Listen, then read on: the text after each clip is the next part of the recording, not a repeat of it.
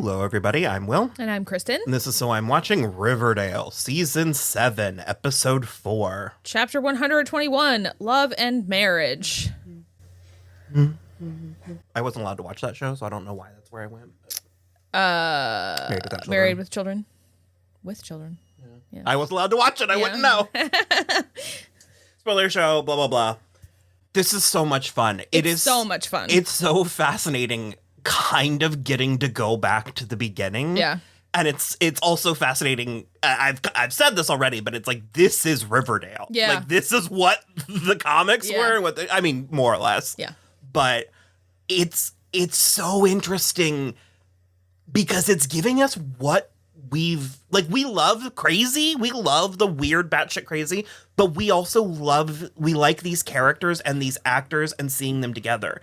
And the way that these last 4 episodes have been interpersonal, it's like been about their relationships to each other. I also really like we put all the characters in a Yahtzee cup and shook them around and they've all landed in different orientations. And that's not always like a guarantee, but it's working really well here. Yeah. The Cheryl and Archie plot. This Cheryl is fantastic. This so far might be. I did really like Witch Cheryl, but this might be my favorite Cheryl. Well, so similar to how I liked the aged up Archie, but this is my favorite Archie so far. So this is like the best, like the most grounded, normal, like nice Cheryl. I still prefer, but she's like tortured too. Yeah. I still prefer a little bit crazier. But she's still doing it because she said, just say not welcoming. Oh, Wunderbar. She's still kooky, but they've always been that's a character dynamic I love. Anyone who knows us from Teen Wolf knows that I love my Scott and Lydia. Yeah. And this was Scott and Lydia all over. It was. This is also the best Archie's been used in the whole show. And the most consistently. That's what I was going to say, too, is like remarkably somehow these 4 episodes are so cohesive. I love this weird devotion that he does have for Cheryl. Yeah. So they didn't have sex. I didn't think they did. I was like, we would have seen it if it happened. But she just said that to get her family off her back. And she hasn't come out to Archie. No. But he's very, that is a dynamic I love, and we'll get to it more with Betty and Kevin. She basically was like, I'm in trouble with my family, and by you leaning into this rumor that we went all the way, it's helping me with my family. And he is nothing if not someone to fall on any sword presented to him. So he is willing to go along with it. But he's just like, I don't know. After Julian confronts him in the locker room after having just been like poised there waiting for we don't know how long. I don't know what the hell is up with Julian. I have no clue. It is a wild card. Because in addition to, because he's like, where do you get off like screwing my sister or whatever? And I was like, you told him to. So in addition to like making Archie go out with Cheryl, he then is like secretly trying to fuck Midge in a car. He's like weird. No. Ethel. Sorry. Ethel. Yeah. I was going to say he's like a weird interloper because everyone else. Interloper is a good one. Yeah. Everyone else is someone we know. Even Midge, even though it's a different actress. It's still Midge. It's carried over and we sort of remember the Fangs and Midge stuff. Yeah. I cannot make heads or tails out of what's going on with him. It's really bizarre. But so Archie, I kind of wish he didn't. I don't know. We were really nervous going into the season based on the queer characters, how their queerness was going to be handled, because the 50s was a brutal time. Bad time, yeah. For it. Especially middle America 50s. The show seems to be splitting the difference. It's acknowledging the taboo while not forcing us to watch these characters be truly tortured. There's like vague or like amorphous threats of like heteronormativity. Sure, but like nobody is like jeering or throwing things. Tony seems to be relatively out and proud, like. Not in a way. It still could slip under the radar. It still could slip under the radar. And then also Clay was very quick to come out to a burly boy in the locker room while he was half clothed. But even the way that like Betty talked to Alice about it, the taboo is there, but it doesn't have that, like... There's not a sting to it. The sin whose name we dare not speak. Yeah. It, like, I don't know. Well, she just came out and was like, Kevin likes boys, Mom. I can't get married to him, obviously. They're talking about it like that's not normal or common, or that's not the desired outcome. But I don't know. It's very weird. I'm also But nobody is like chomping at the bit to send Kevin to the Sisters of Quiet Mercy. Not yet. Yeah. Not yet. Alice is... she's not baffling me again, because I like it, because this is also the most consistent material Alice has had in 3 seasons. Yeah, I'm like, here's the thing is I'm getting real nervous because we're 4 episodes deep into a real cohesive storyline with real cohesive characterization for all the characters. So I'm getting real nervous now. Sun's getting real low. That's exactly the and they're doing the preferred Alice, where it's like she's like an antagonist, but she's not a villain. I mean, she did send Ethel to conversion camp, essentially. Well, Ethel's not conversion. They're still doing it there.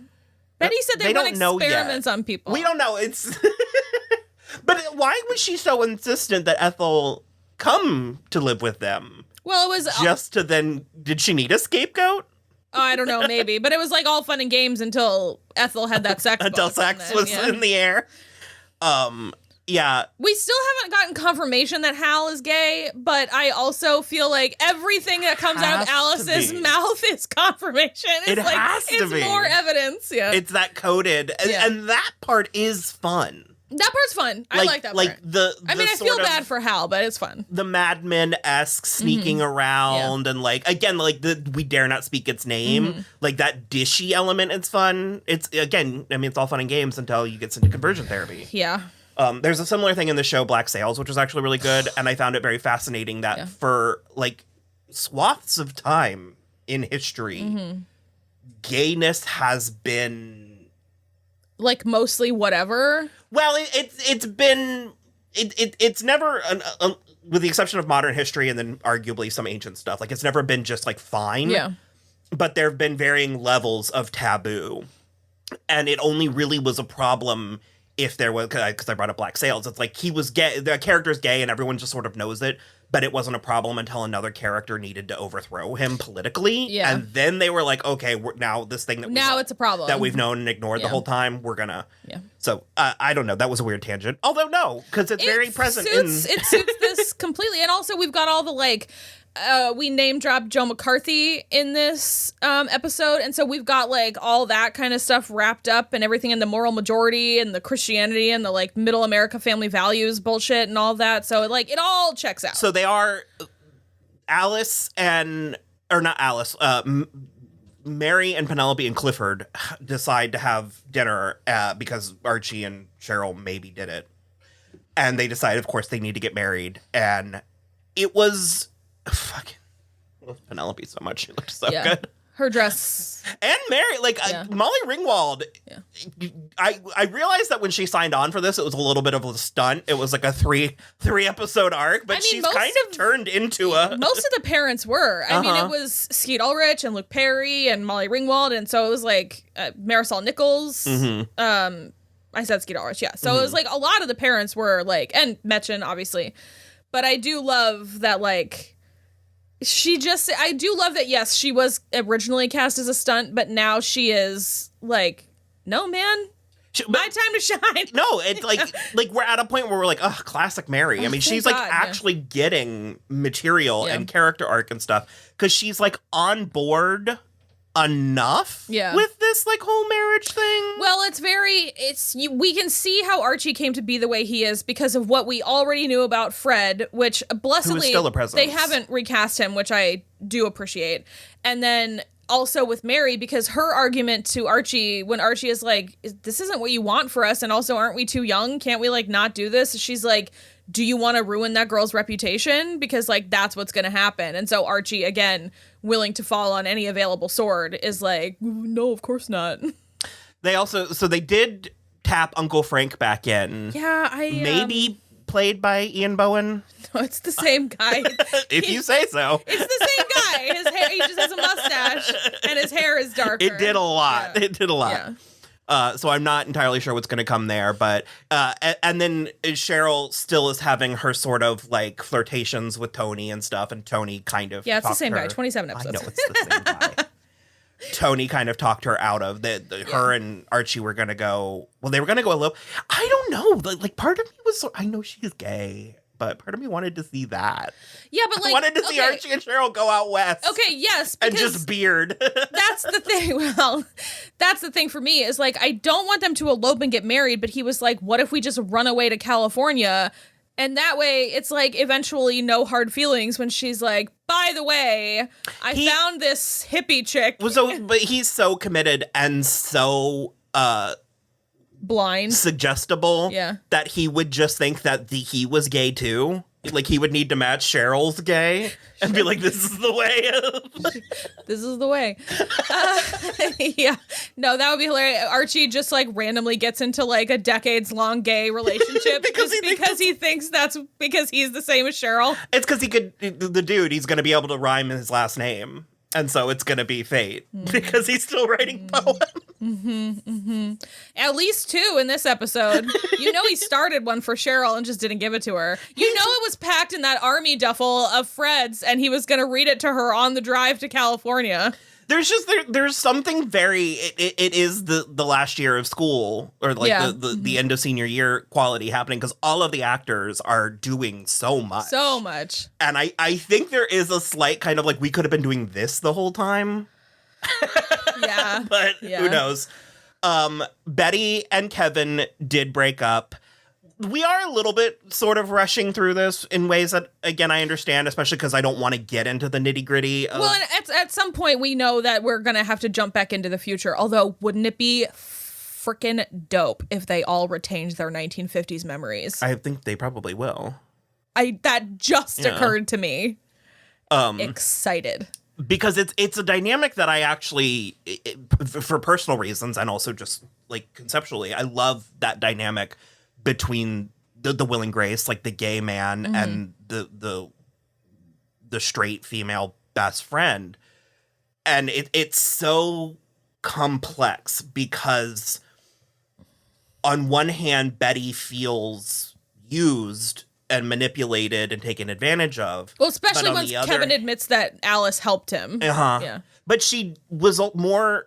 She's more angry at Alice, for sure. But it's so female, I think, you know, for women being the first other, I think, and also just sort of like pre-programmed nurturing, there is sort of a like thing that takes over where she also feels a need to protect him. Sure.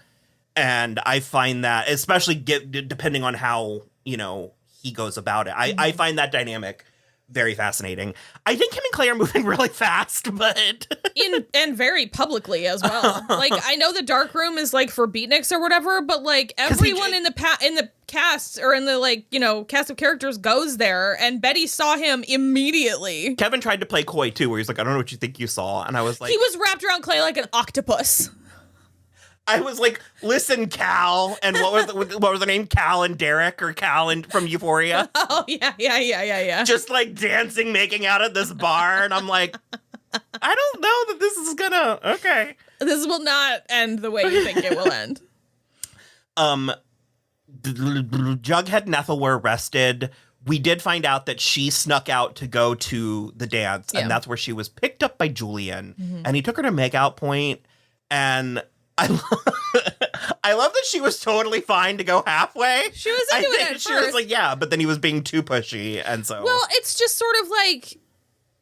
That's another thing about Julian where I'm just like, so he was going to fully have sex with Ethel at Makeout Point. They're treating him like Chuck from like season 1 and 2. Kind of, yeah. So he was going to totally do that, and then if she ever told anybody at school, he was going to call her a nymphomaniac.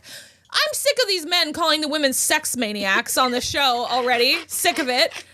Especially because Betty's whole thing was she like gave the book to Kevin and he gave it back to her immediately. And I guess he did read it. I was fully prepared for him to be like, I didn't read it because I don't need to. But he was like, I want to wait until marriage. Warning sign. But that's how it works, is because that way you get to deflect. Yeah. And then she was like, well, I'm sick of you making all the decisions in our relationship, so I'm breaking up with you. And it was like amazing. I loved that. So Jughead and dynamic duo Jughead and Veronica confront Nick and Julian Nora from The Thin Man. What is that? It's like a noir. Okay, because you made a comment about Veronica's film. Yeah, we got a comment actually on last week's episode that they were like, they're finally putting Veronica's like movie knowledge to good use, because she is always in like all the past seasons, she's constantly making pop culture quips all the time. I don't feel negative chemistry from her and Jughead. It's nice. It's fine. It's and nice. there, at least that there is. It's like I can see There's how a the two of them would get along with that. But so they were able to prove that Jughead was at the dance while Ethel's parents were being murdered, and so he was. Which I'm not sure forensics are that precise in 1955, but I'll allow it. So he was let out, but they kept Ethel, and then when she did get out, Alice sent her to the Sisters of Quiet Mercy. Yeah, she was at the Coopers again for like a night, but then again once she had the set. Considering Ethel's been so present in these 4 episodes, she still is feeling like an afterthought the same way she has the entire series. I just sort of like how I'm split, but how can all of this Ethel storyline not have been served with Polly just as easily? I mean, I know you don't want inflict Polly, that on us.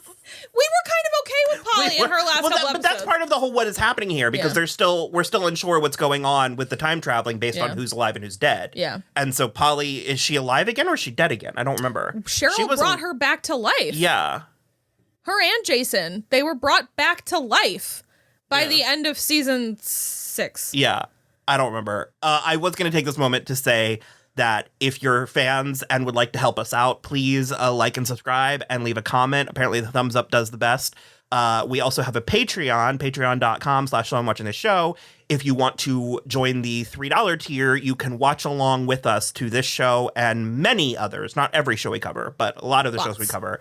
And this episode in particular was very fun. Yeah. And I felt very present. Yeah, very. Because sometimes it can kind of be like, ugh. But this one fun. Was a great deal of fun because we were laughing about poor Ethel in the Sisters of Quiet Mercy. That clothes. Outfit again. They just keep putting her in that red. Desperate to get Ethel back in that frumpy blue dress and red sweater. Poor Shannon Purser. What else did Jughead and Veronica do? Well, he went back to his train car and it was totally wrecked because Sheriff Keller and his goon squad ruined it. And so they... Also, I said this in our episode, but I was assuming, I guess, because Teen Wolf, I was assuming it was like a subway car or like a metro car or something, but it's like an old-timey... it's like a Murder on the Orient Express. Surrey with the fringe on top, and I love it. So, Hot Dog was at the Pound, and Jughead was going to just like squat at Pop's overnight, apparently. Until behind the counter, just wherever, who knows? And then Veronica was like, "No, you should come back and stay with me at the Pembroke," and he very reluctantly agreed. Then they had a lot of. Actually, I'm kind of into it. They had a lot of really cute banter about like how he's allergic to silk sheets, and she's like, on paper, I should hate this. No, but it works. And I don't. It kind of works. And so she was like, "Luckily, we only have Egyptian cotton," and so like they went, and then the next morning he made like a feast for an army. Classic TV breakfast where there's like 40 pancakes and 90 links of sausage. Well, because she said something about how I usually only have like a grapefruit and coffee or something like that. And I was like, is that table not like immaculately appointed every time she walks out? Smithers is just like furiously beating eggs in the kitchen. So they make the plan to like get Ethel out, and then when they're done and they're celebrating over dinner, not with Ethel, they got her out and didn't invite her to the diner, which seems so rude.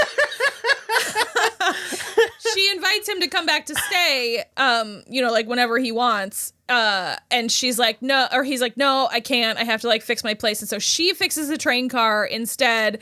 And she gussies it up. It's beautifully appointed now. And she basically was like, you can still stay with me whenever you want, like if you want. And I think she's lonely. She's lonely, but he is like a loner.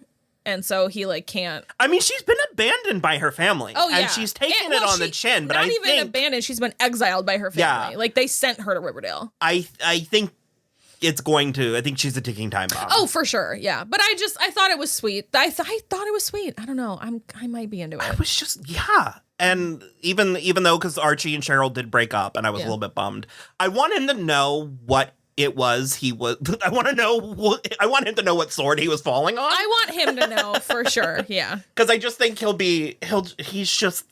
he's entered into my pantheon of Scott McCall, Steve Rogers. Himbo, just full himbo. Just good guys. Yeah. I feel like there's got to be a couple more. Yeah. Well, Midge is pregnant. And Fangs. They shot up a toad and it dropped a bunch of eggs. Sure. They injected a toad with Midge's urine and it laid a bunch of eggs.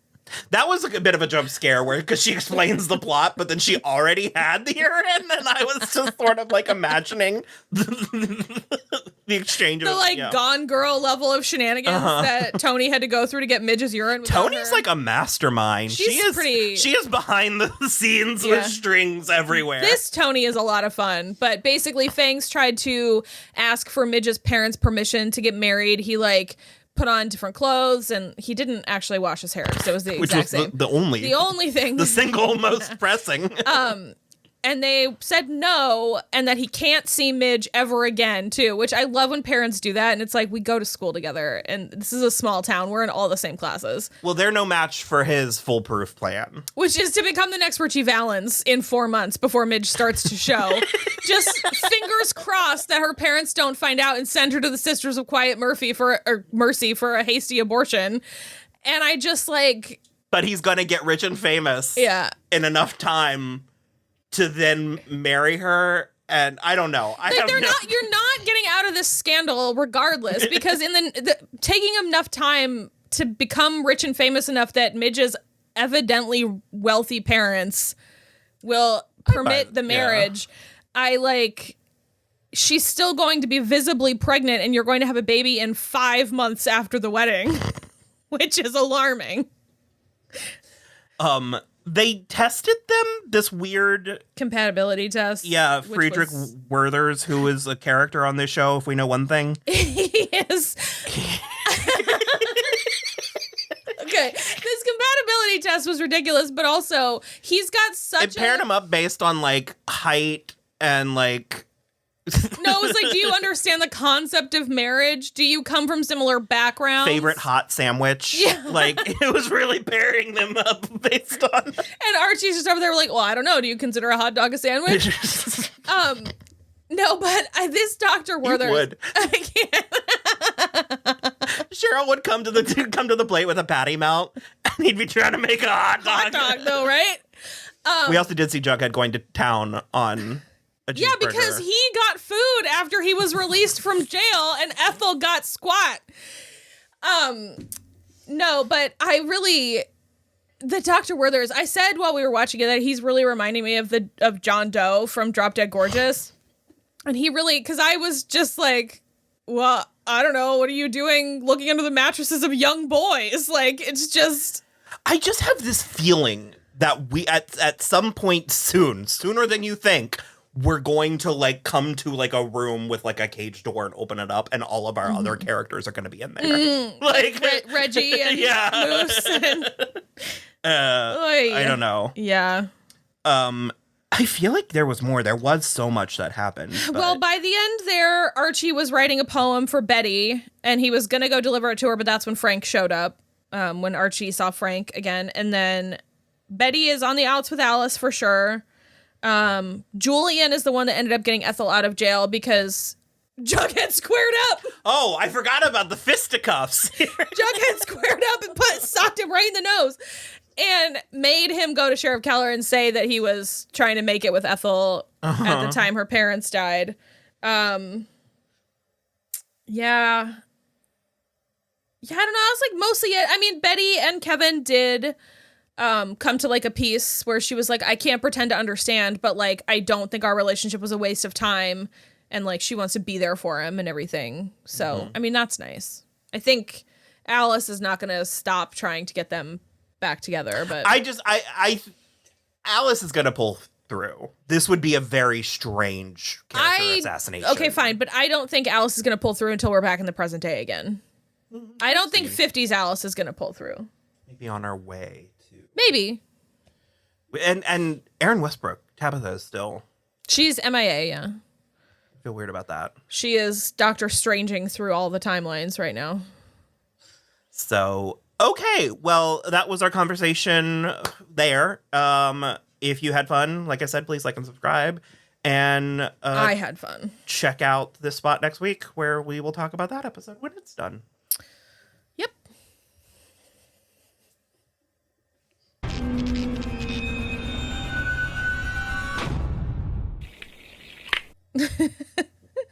No, we're still not taking notes on these episodes as we watch them. Thank you for coming. Goodbye.